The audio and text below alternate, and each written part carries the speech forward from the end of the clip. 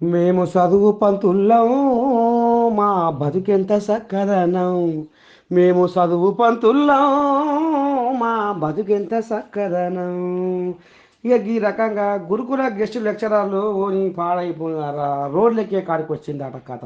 ఇక వీళ్ళకి తోడు పోరగాళ్ళు కూడా వచ్చిందట అండదండగా. ఎందుకంటే మరి ఇక వీళ్ళ గాచారం ఏంది, వీళ్ళ వ్యవహారం ఏంది, వీళ్ళకి గత్యంతరం లేక మరి ఎందుకు ఈ రకంగా రోడ్ల మీదకి వచ్చిర్రు అంటే, ఇక మరి సర్కారాట నీ పాడైపోను 3 నెలల జీతాలు ఇవ్వకుండా ఉన్న పరంగా ఉద్యోగాలకు కూడా ఏదో ఇక తొలగించి పాడు చేసిందట.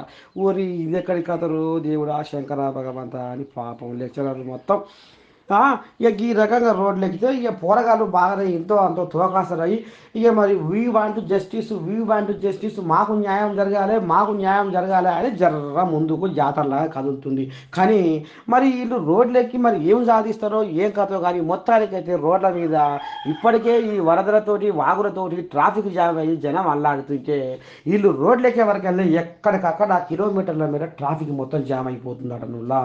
కానీ మొత్తం ఏనైతే సాంఘిక సంక్షేమ గురుకుల పాఠశాలల సీఈఓలకు మాత్రం 250 మందిని తొలగిస్తూ సర్క్యులర్ చేసిందట సర్కారు. మరి ఎట్లా చేయాలి, ఏం చేయాలి? ఇవాళ 250 కుటుంబాలు రోడ్డున పడ్డాయి. మేము ఎట్లా బతకాలి, ఏడ ఉండాలి, మేము ఏం తినాలి, ఇదేనా? మాకు కూడా కొన్ని ఆశలు ఉన్నాయి.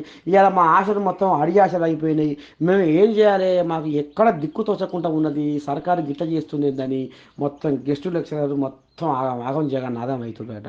చూడాలి మరి రేపు రేపు రేవంతం అయ్యే దీని మీద ఏ రకంగా స్పందిస్తాడో ఏం కథ.